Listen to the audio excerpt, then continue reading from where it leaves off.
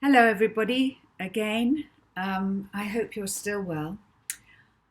I'm here to read you another chapter from Molly Moon's incredible book of Hypnotism, the book that I wrote. My name's Georgia. Here for you to look at today is this picture, which was painted by my grandmother. And I'm going to show you it. Here it is a bit closer. She painted that a long time ago. She's not around anymore. If she was still alive, she would be 114 years old. And when she painted this picture, and even when she died, she wasn't in the time of the internet. So I don't think she might have imagined, but she didn't know that her picture was one day going to be behind me, her granddaughter, reading a chapter from a book called Molly Moon's incredible book of Hypnotism. And I think that's quite amazing, the way that things you do in your life go on and affect other people's lives in the future. And I quite like that thought. So it's a really good idea to try and do good things that last for a long time. Amongst other things, you can do good things that last for a short time. Just good things is a good idea.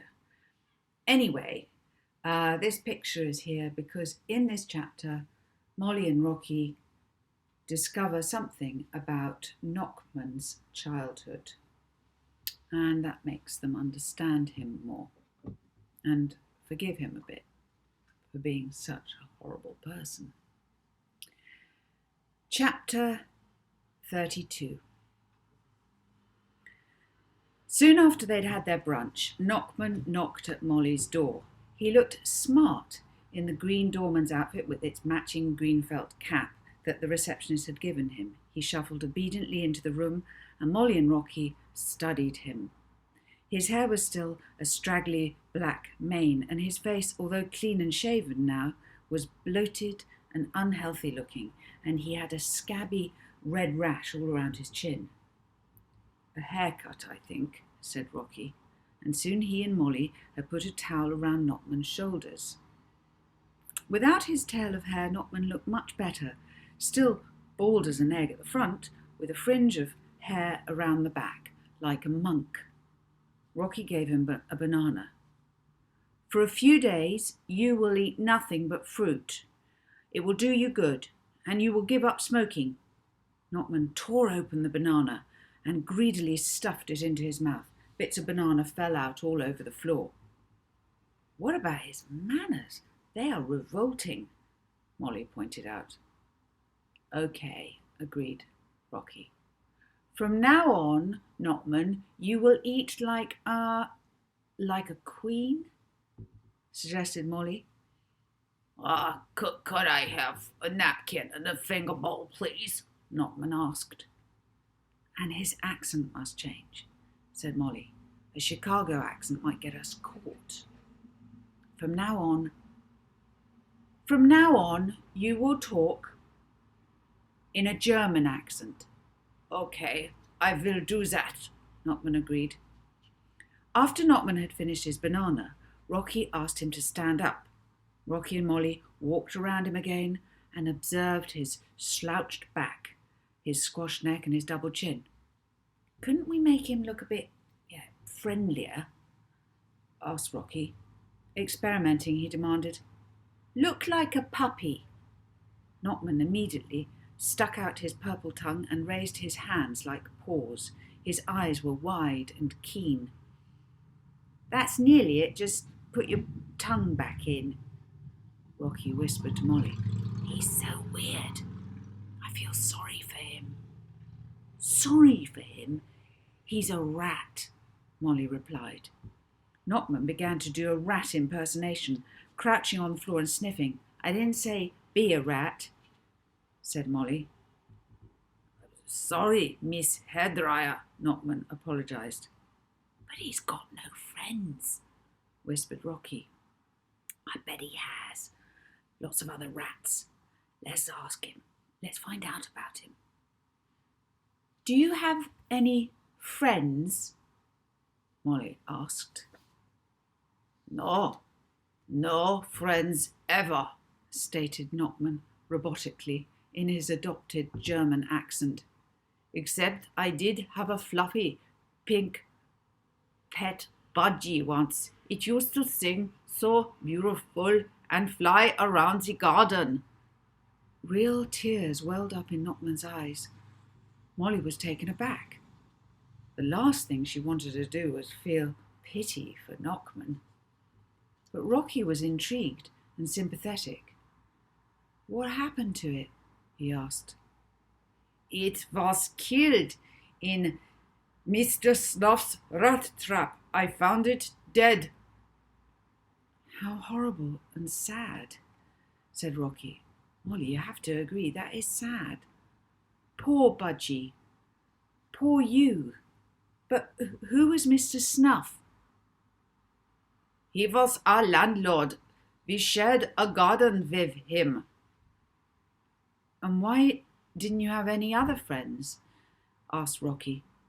Because I was weird. Weird? How? Just weird.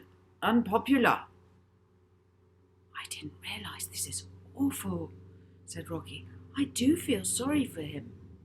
I don't, declared Molly. He was really nasty to Petula and very mean to me. Just stop it, Rocky. What's come over you? The guy's a jerk. I don't think he's mean right at the bottom, said Rocky. You don't? Well, let's ask him. Right, mister. Please will you list all the nasty things that you've done since your budgie died? Nachman nodded his head and began to talk in a childish voice. I set a rat trap and put it under the table where Mr. Snuff sat, and it snapped shut on his foot just like it had on my budgie. Rocky looked at Molly with a, well, that was fair enough look. Nachman continued. I tipped the budgie food into Mr. Snuff's cereal box, and he ate it. This too sounded fair. Okay, said Molly. Don't tell any more nasty things you did to Mr. Snuff, because he obviously deserved it. Tell us other nasty things. A flood of confessions now tumbled out of Nachman's mouth. I stole Stuart's Blythe watch and blamed it on another boy, and he got a beating from the headmaster. I scribbled all over the homework of Shirley Denning and drew all over her best pictures. I made Robin Fletcher eat 15 dead flies, and then when he was sick I made him eat the sick. I pushed Deborah Clonley's head through the banister in the stairs, and the fire brigade had to come and cut her free. I stole children's sweets, and I said that if they told, I'd flush their heads down the toilets. Molly interrupted. That's deep down nasty mean, isn't it, Rocky? Rocky shrugged. I suppose so. What else? Asked Molly, and skip a few years. Nachman's voice now sounded older. I burned Danny Tyke's modelled aeroplane that he'd spent 3 weeks making. I stretched string in between 2 posts near the nursing home and tripped up old Mrs. Stokes so that she broke her nose. It was very funny. Then I tripped up the blind man. That was easy. And I stole his wallet. Stole his wallet? Molly was really shocked. And later? Later, Nachman's memory fast-forwarded past numerous foul deeds. Later, I learned to steal elsewhere. This was very useful. Kids' toys, anything I could steal. And then I learned how to sell them to a second-hand store. This was the start of my career. And how old were you then? 11. What else? I stole a girl's bicycle and locked her in a storeroom. No one knew she was there for a day and a night. I got small kids to steal from their parents. If they told, I beat them up. I forced one kid to rob an old man's house for me. He fit through the small window, you see, so that was very good work. That was not good work, Molly corrected him.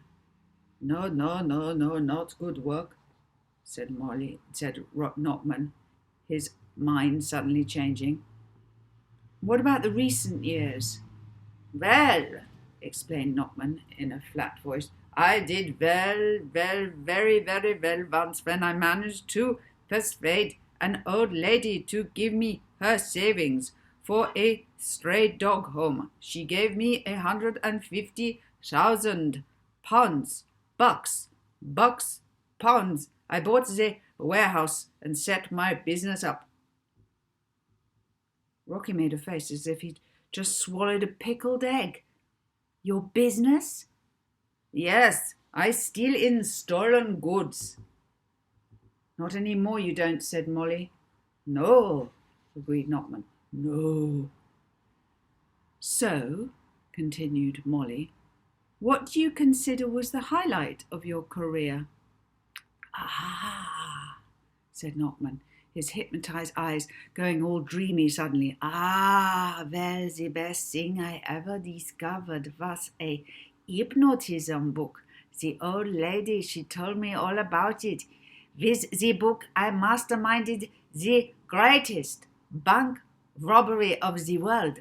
I robbed Shoring's bank itself in New York. Crumbs, said Molly under her breath to Rocky. He isn't half deluded. Then to Nachman she said, I've just got to stop you a moment there. Let's get something straight.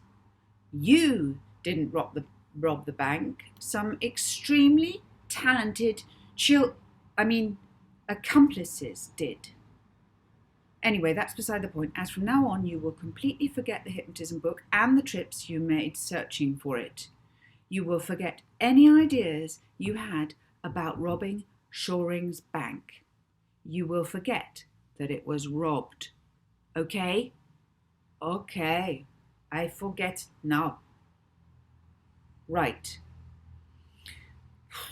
Any other big bad things you've done? Yes, admitted Nachman. I stole a car with a broken chassis to a man. He crashed. Was he killed? Rocky asked, his mouth agape. No, but the lady he hit was. Oh, stop, said Rocky angrily. This is horrible. I can't believe you. Why do you do all these things if you know they're nasty? I like being nasty, came Nachman's simple reply. But why? Why? Asked Rocky, completely perplexed. Why do you like being nasty? Why couldn't you have liked being nice? I never knew what nice was. But weren't people nice to you? No, of course not. Everybody hated me. My father, he hit me if he saw me in the house. Even my mother laughed when my Pudgy died. She wished I was dead too. She was nasty. I learned the nasties from her, not the nices. I don't know the nice. Rocky looked horror-struck. Then his appalled expression turned to one of realization. Molly, it's like Mrs. Trinkleberry's lullaby. It's what Mama Cuckoo taught us to do. She taught it that pushing is best. Molly slowly nodded, as she too saw both Mrs. Trinkleberry's rhyme and Mr. Nachman in a new light. How could she blame Nachman for not being being unkind if he'd never been treated kindly himself? If his cuckoo childhood had only taught him spite? You're right, Rock. I almost hate to feel sorry for him, but you're right. I suppose it's not surprising that he's mean if no one ever taught him otherwise. I suppose being kind is a bit like reading. If no one had taught me to read, I'd find it very difficult to know how. I mean, The pages of letters would just look like a jumble on the page. Being kind must look like a jumble to him. Then she added, and you and me thought our lives had been bad. Yeah, sighed Rocky. At least we had Mrs. Trinkleby and each other. Perhaps we can teach Mr. Nachman to be a better person. Hummed Molly. I wonder. Then she asked Nachman, do you feel bad about the things that you've done? No, why should I? Asked Nachman. There's a problem here, said Molly to Rocky. It will be difficult to teach him to be better if he doesn't see why he should change, if he won't want to be taught. And I'm not sure that just hypnotising him to be good will fix him. He won't really change until he feels sorry for what he's done before. He might want to change if he realised how much he'd hurt people. But how do we do that? Asked Rocky. We'd have to make him feel what those other people felt. Well, I reckon, said Molly, feeling like a surgeon about to conduct an operation, I reckon we tap into the one thing that upset him, the one thing that we know he was upset about. His budgie. Yup, his budgie. Molly turned to Nachman. I tell you what, what's your first name? Simon. Simon, said Nachman, reaching inside his green jacket for his passport and offering it to Molly. She took it and studied his photograph, in which he looked more like a goldfish than a person, or maybe a piranha. Well, Mr. Simon Nachman, she said, first I want you to do a dead dog impersonation on your back with your arms and legs in the air. Yeah, that's right. And now bark. Woo, woo, woo, barked Nachman from the floor, his legs and arms waving. Good, continued Molly. Now, while you're like that, I want you to imagine what it was like for Petula, that pug dog that you stole, and what it was like for her to be treated badly by you. Woo, woo, woo. Molly could see that he wasn't feeling much, so she added, and if you can't feel anything, just think about your poor dead budgie. Ow! Howled Nachman pitifully. There, you see, said Molly. He's thinking about poor Petula and mixing it up with his sad feelings about his budgie. He's learning. Nachman howled again. Oh! Now, shouted Molly over his wailing, whenever anyone says hello to you, you will get on your back and bark like this and feel like this and imagine how Petula must have felt kidnapped by you.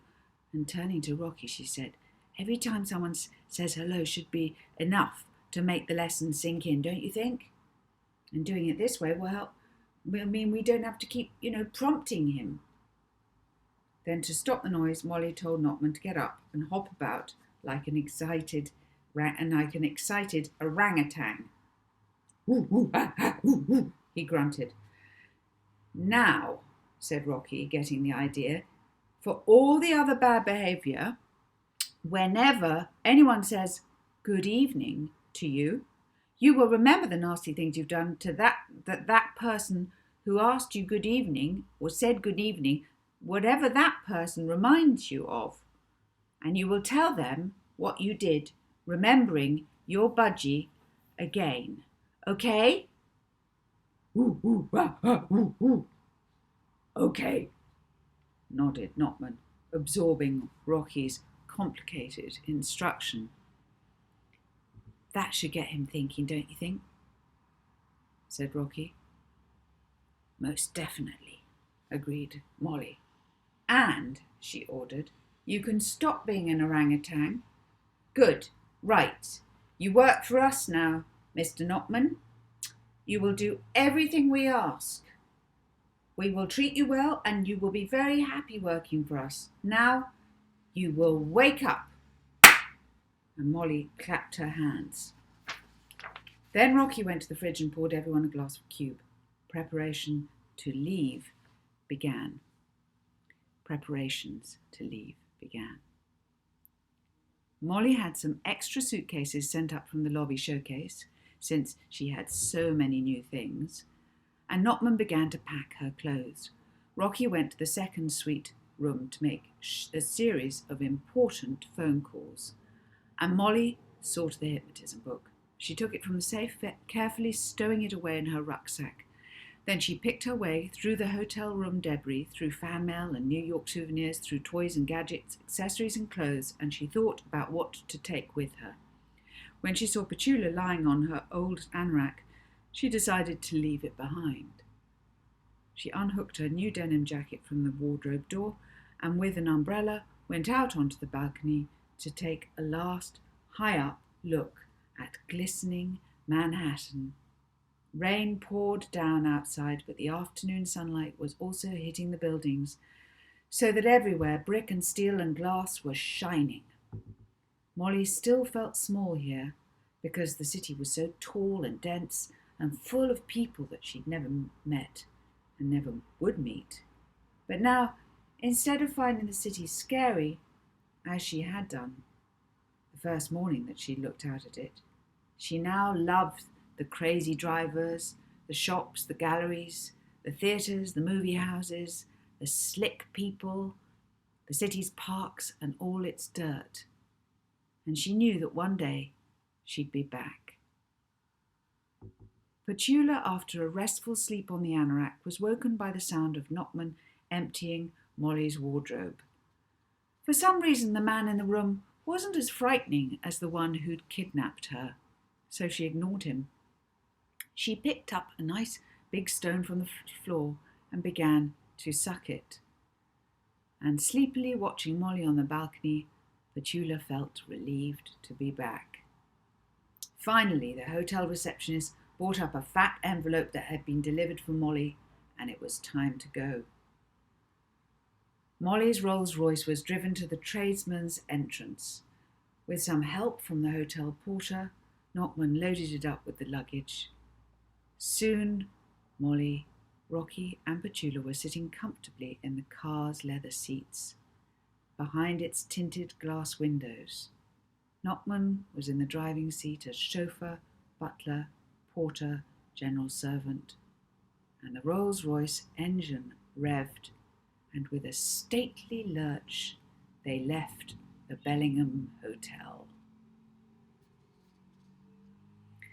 And that is the end of chapter 32. It's probably one of the longest chapters that I've read you. Okay,